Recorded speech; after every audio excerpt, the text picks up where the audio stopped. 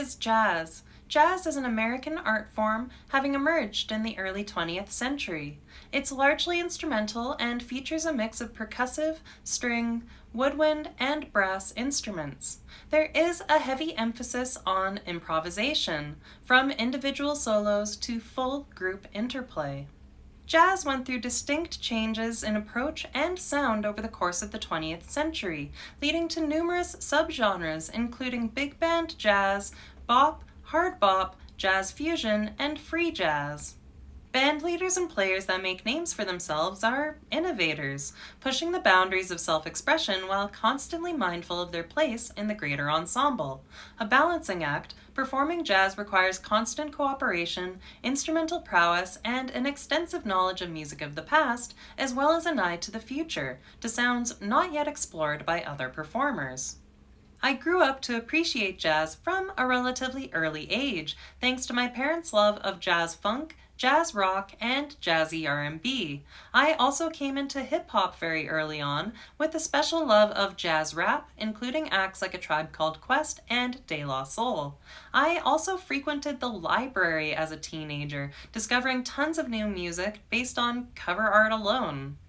Finally, I took a jazz appreciation class in university, and that blew the doors wide open, exposing me to tons of different artists, as well as giving me tips and tools to help contextualize and appreciate jazz without extensive musical knowledge.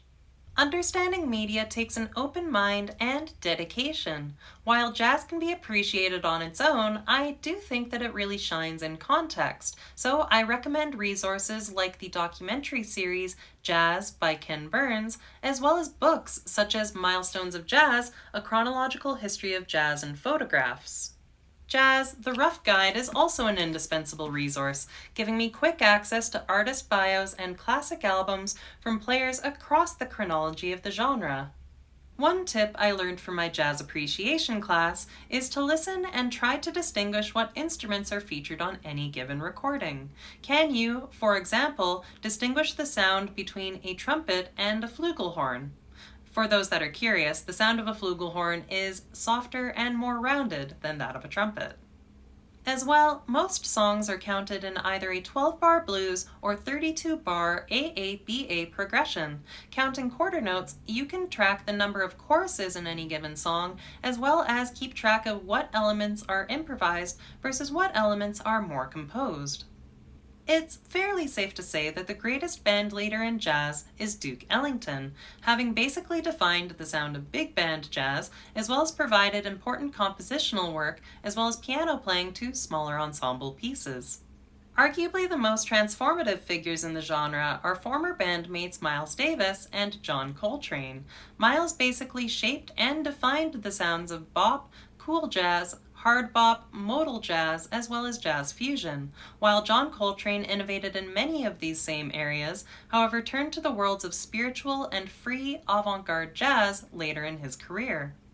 To close things out, I thought I would give you a list of gateway albums, records to serve as perfect entry points into jazz and its many subgenres, including my big band pick, Masterpieces by Duke Ellington and his orchestra.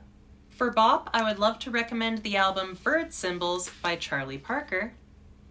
For cool jazz, I'd love to recommend John Lewis's Grand Encounter, 2 Degrees East, 3 Degrees West.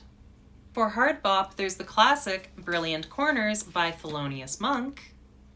And for modal jazz, there's the inimitable Kind of Blue by Miles Davis.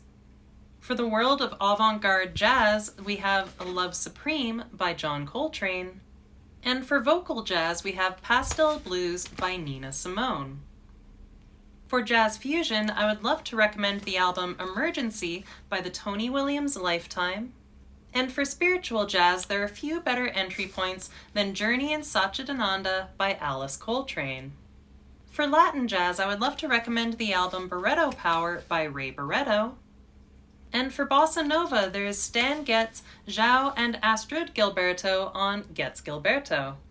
For J-Jazz, there is Eyes of the Mind by Cassiopeia. And for jazz rock, there's the classic Asia by Steely Dan. For modern jazz, I would love to recommend the album Largo by Brad Mehldau. And finally, for contemporary jazz, I'm happy to recommend the album Not Tight by Domi and J.D. Beck.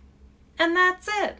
I hope you enjoyed this exploration on how to listen to and appreciate jazz without extensive musical knowledge.